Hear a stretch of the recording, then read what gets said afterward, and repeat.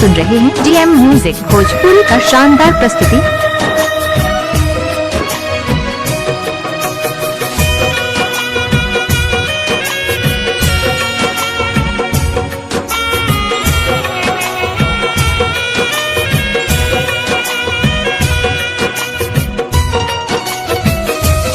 काल्ह मेहंदी रची तोहर मारो सजी, काल्ह मेहंदी रची तोहर मारो सजी।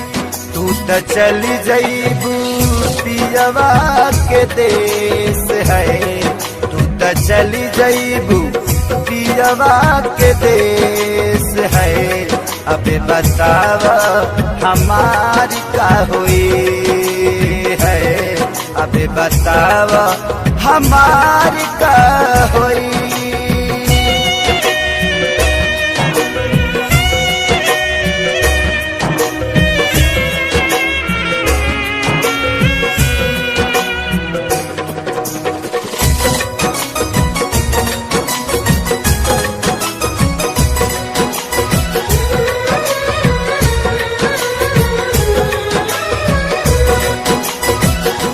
शादी करेला काहे राजी तू भइलू, साथी जिए मारे के चिड़िया भुलैलू।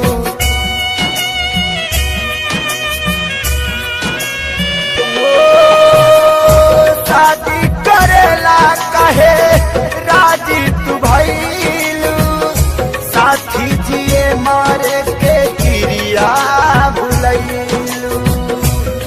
काल्हेराई बारा हमार छोड़ी दे बुसात, काल्हेराई बारात हमार छोड़ी दे बुसात।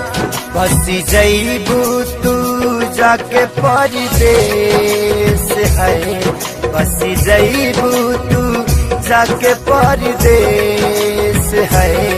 अबे बतावा हमारी का हुई है, अबे बतावा हमारी का हुई।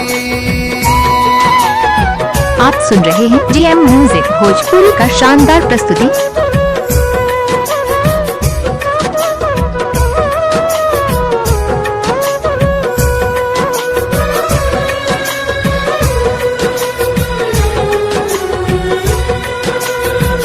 तोहा से जुदा होके हम कैसे रहा, के करा से दिलावा के बात हम कहा।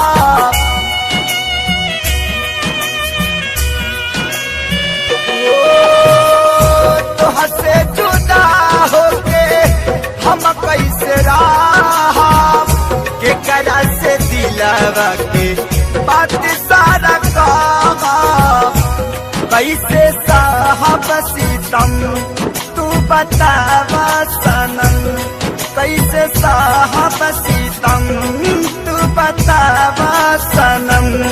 काल्हे धरबू तू दुल्हन के भेष है, काल्हे धरबू तू दुल्हन के भेष है। अबे बतावा हमारी का हुई है, अबे बतावा हमारी का हुई।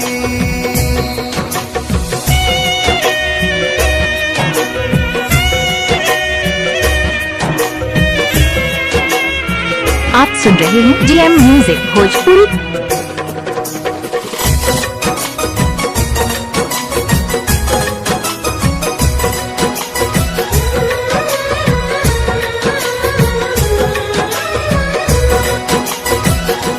कमी का पवाल थे सारी के प्यार में, मरे खातिर छोड़ दिहलू गौआ जवार में।